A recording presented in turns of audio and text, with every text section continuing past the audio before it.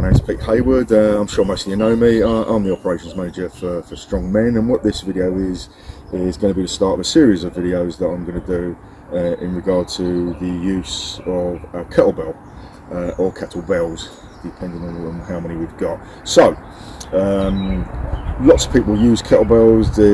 They seem to be quite popular in gyms. One of the big things that I certainly find in my travels is that although they're quite popular in gyms and so on and so forth, not many people know how to use them properly.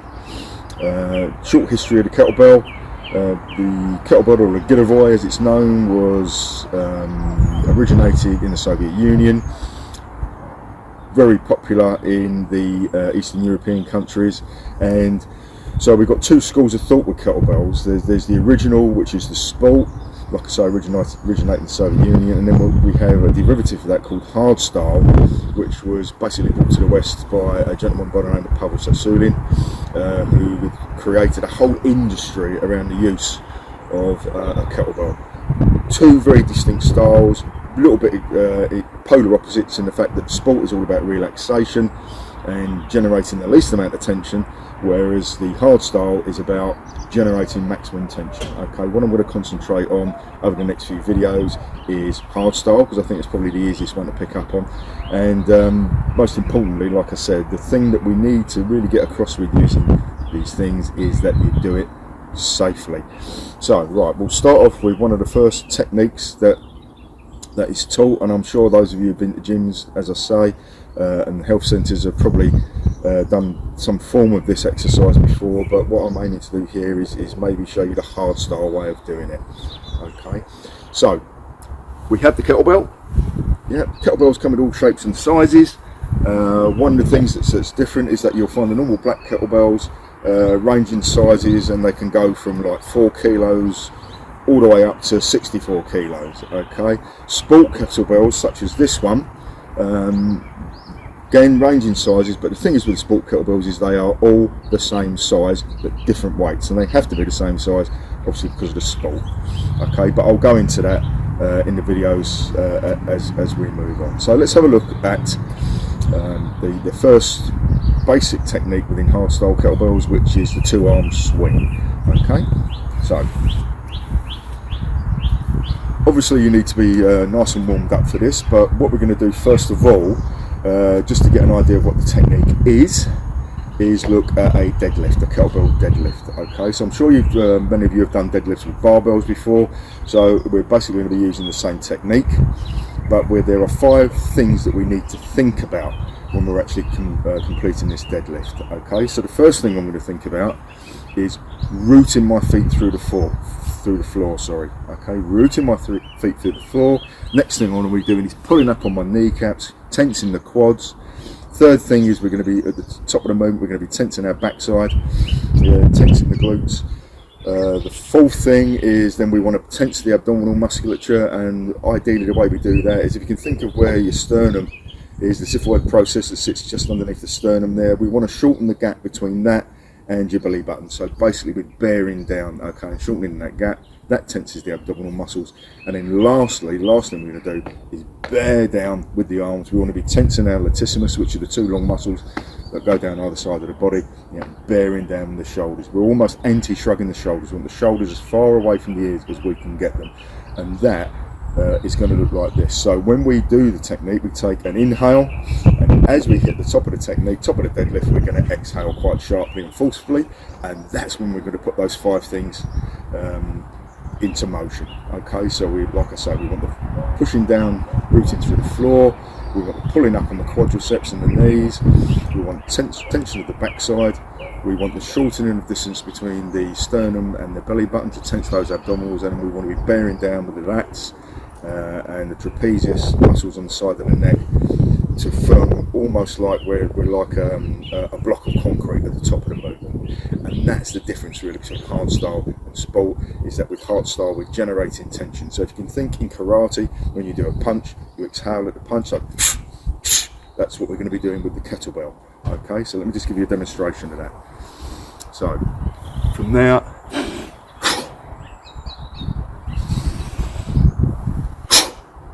so if we do that from the side,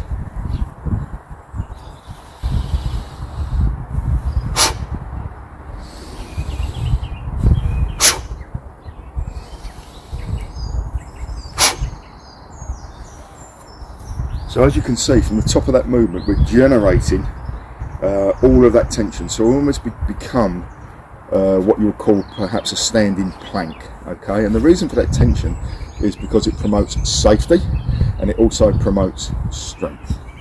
And those are the two things we're really interested in. Remember, at the top of the exertion is when we're going to exhale. So we're exhaling into that exertion. Okay, so just to do that again.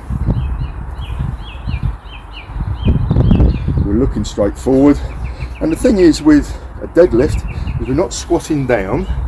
What we're doing is we're hinging and we're pushing our backside back. Okay, so if you can see, my backside's going back, not downwards. Okay, and that's the difference between what we call a hinge and a squat. Whereas a squat, as we all know, is that. Okay, which is not what we're trying to achieve with this. So I'll just do it again. So look straight ahead, hinge back. You'll probably find that you want a nice flat neutral lower back. Take the kettlebell, take that inhalation, and then that tension at the top.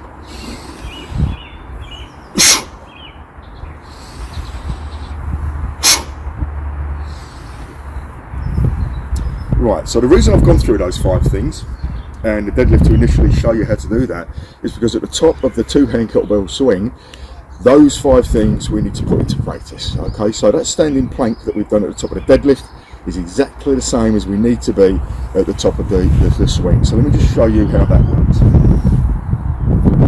So same stance again. Remember, we're hinging, not squatting. So we want the backside to go back. It's almost like we are pulling back on a bow. Yeah, so we're getting some tension there. We should feel a little bit of tension in the hamstrings. Taking the bell, so we get back between the legs.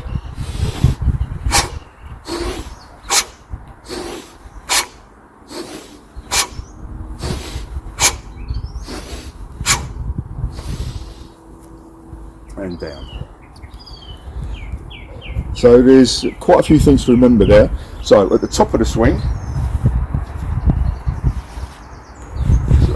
so like I say, it's all about safety. So at the top of the swing, when we hit that pinnacle, what we're looking for, is again the feet rooting, pulling up on the quadriceps, tensing the backside because that really helps protect the back, shortening the length with the abdominals and tensing the abdominals and bearing down with the lats and the shoulders.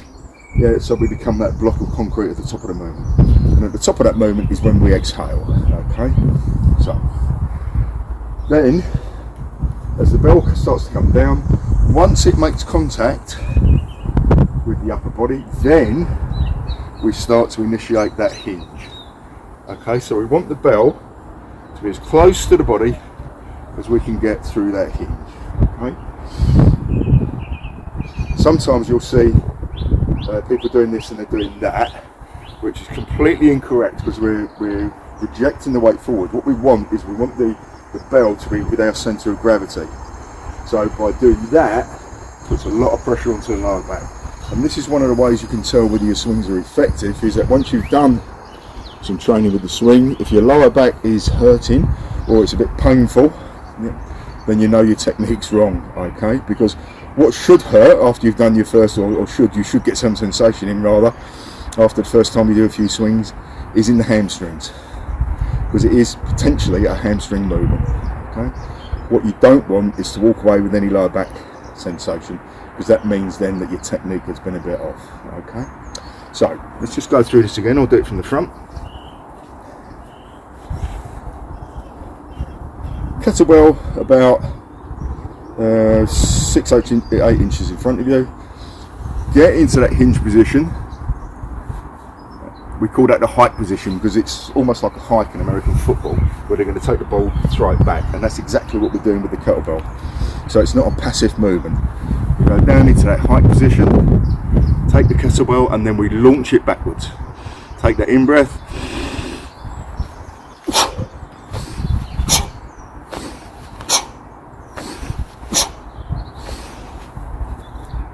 And again, we put it down in the hike position.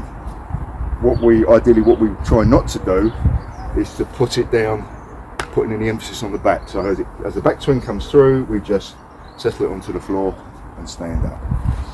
Okay, show that again.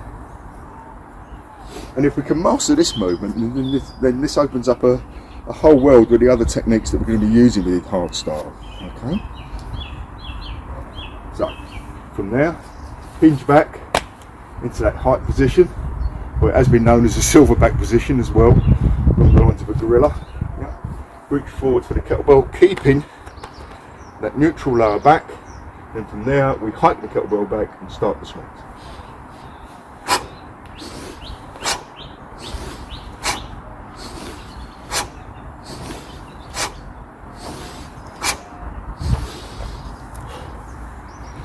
You'll notice there that as the kettlebell was going into the backswing, that's when I'm taking my inhalations. And you probably, I don't know if you heard that, but I take 2 short, sharp inhalations as the kettlebell goes back. That takes a bit of practice, so even if you just remember to take that inhalation on the backswing, and then at the top of as the bell goes forward, that exhalation. And that's when you're generating your power. So you're going at the top of the pinnacle of the swing. Okay. You can do a lot of work just with this one exercise. There are variations of it which I will go through as the videos progress. Within Strong First, which is, I would say, the premier hardstyle school, there is a program that I talk about called Simple and Sinister. Okay, that's one of Pubble's. He's a bit dramatic around those lines, and he likes to come out with bits and pieces that sound like a bit macho and a bit war-y. But anyway, Simple and Sinister. So what Simple and Sinister is a program using the swing and the Turkish get-up, which I will be going through. But the idea with Simple is that as a male, ideally what the simple kind of component of that would be was being able to perform 100 one-arm swings with a 32 kilo kettlebell within 5 minutes. You then have a minute's rest, and then you do 10 Turkish get-ups within 10 minutes. And that was the simple version. The sinister version is being able to do that with a 48 kilo kettlebell. So that's rare. Let's be honest. Not many people are going to get to that standard. Okay, potentially not many people will get to the simple standard either.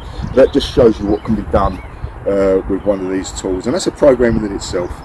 There's another program that is fairly popular that was brought forward by a guy by the name of Dan John. Again, his background is in hardstyle with Strong First and the Russian Kettlebell Challenge, and he calls it the 10,000 Swing Challenge. And again, the only exercise you do for that potentially is the two-handed swing, but you're doing 500. Okay, and I can talk about that as the series goes on. There's many derivatives. What I'd like to do is talk about all the kind of bits and pieces that go along with hardstyle, and then maybe dip our toe into the sports side of it as well.